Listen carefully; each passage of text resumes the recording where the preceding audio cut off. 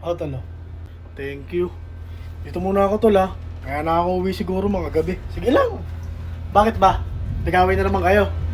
Oo. Init ng ulo. Di ko alam kung anong problema. Ganyan talaga buhay, pre.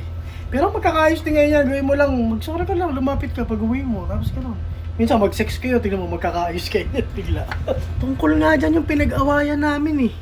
Baka naman mahina ka lang dumiskarte kasi. Puro.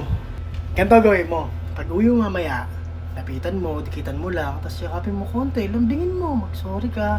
Tangan na gano'n lang lalambot yun. Komplikado kasi yung sa amin tuloy kasi laging nandyan si mama. Di pa kayo legal? Hindi kayo legal ng girlfriend mo, tapos naka-live-in kayo sa magulang mo. Paano nangyari yun? Ba't girlfriend ba tinutukoy mo? Oo, sino pa ba? Ay, hindi. Si Papa yung kaaway ko. Galit siya kasi nga. Ang kulit niya kasi, nandyan nga si Mama sa kusina. Ano niya ako? Sabi ko, mamaya na, pag alis ni Mama.